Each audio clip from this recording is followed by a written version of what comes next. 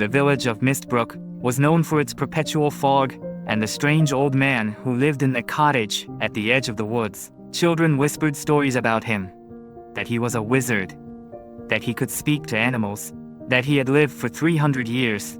Most adults dismissed these tales, claiming he was just a recluse who preferred solitude to the company of others. 10-year-old Noah was different from the other children in Mistbrook, where they were loud and boisterous. Noah was quiet, preferring to observe rather than participate. His mother often worried about his reserved nature, but his grandfather would smile knowingly and say, "The silent ones see what others miss."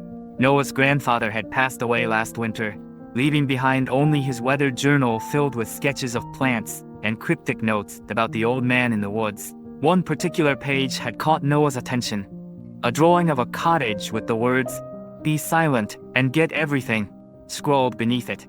Summer arrived with unusual heat that year, burning away the village's signature mist. With school out and long days stretching before him, Noah's curiosity about the mysterious phrase grew until one morning, he decided to visit the cottage himself.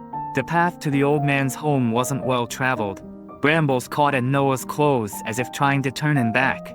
Still, he pressed forward until the cottage came into view, smaller than he'd imagined, with a thatched roof and a garden that seemed impossibly vibrant against the surrounding woods. The old man was working among his plants, his back bent with age, his hands moving with surprising agility. He wore faded overalls and a wide-brimmed hat that shadowed his face. Noah hesitated at the garden's edge, suddenly aware of his intrusion. The old man turned, regarding Noah with eyes that seemed impossibly blue, the color of a sky rarely seen through Mistbrook's fog. "Well," the old man said, his voice like rustling leaves, "what brings a village boy to my door?" Noah opened his mouth to explain about his grandfather's journal, but then remembered the phrase, "Be silent and get everything." Instead of speaking, he closed his mouth and simply held out the journal, open to the page with the drawing. The old man's eyes widened slightly. He studied Noah for a long moment, then nodded as if confirming something to himself. "You're Elias's grandson?"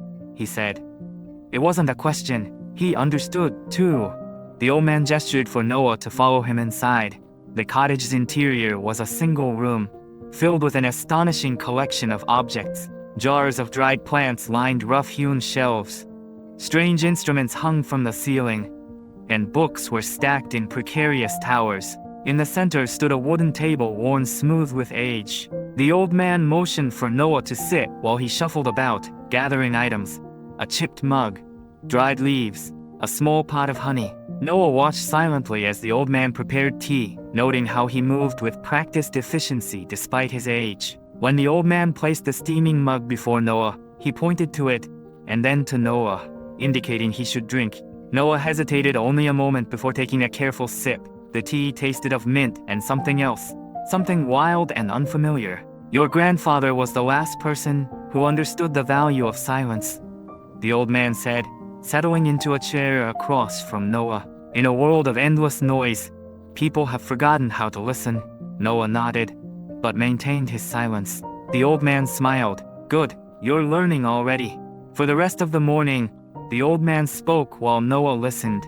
He told stories of Mistbrook before it was a village, of the ancient trees in the forest, of stars that could only be seen on the clearest nights. He spoke of Noah's grandfather as a young man, curious and quiet, coming to learn the old ways. As noon approached, the old man rose and beckoned Noah to follow him outside to a small shed behind the cottage. Inside was a simple workshop with tools hanging on the walls. The old man selected a piece of wood and placed it before Noah, along with a small carving knife. "Watch," he instructed. Noah observed as the old man's hands transformed the wood, cutting away everything that wasn't needed, until a small bird emerged. When finished, he placed it in Noah's palm. The carved bird was so detailed that Noah half expected it to take flight. "Now you," the old man said. Noah picked up another piece of wood and the knife. He wanted to protest that he'd never carved before, that he didn't know how, but he remembered, "Be silent and get everything." So instead, he watched his own hands as they mimicked the old man's movements. To Noah's amazement, A recognizable shape began to emerge from the wood, not as refined as the old man's bird, but unmistakably a fox with a bushy tail. The old man nodded approvingly. Words get in the way of seeing, of understanding. Silence lets you hear what needs to be heard, see what needs to be seen, do what needs to be done. As afternoon stretched toward evening, the old man showed Noah more how to identify healing plants, how to move quietly through the woods, how to listen to the wind. Not once did Noah speak, and with each passing hour, he felt as if he was absorbing more than he ever had through words alone. When the sun began to set, the old man walked Noah to the edge of the woods. "You may return," he said, "but only if you remember the silence." Noah nodded, clutching his wooden fox and his grandfather's journal. That summer became a series of silent lessons. Noah visited the old man every few days, learning through observation and practice rather than instruction. His mother noticed the change in him, not that he spoke less, but that when he did speak, his words carried more weight.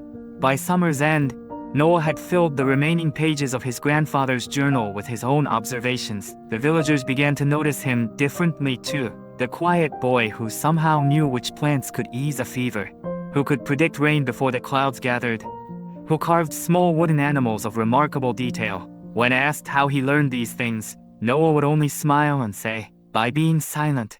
Years later, when the old man finally passed away, the cottage at the edge of the woods did not stand empty for long.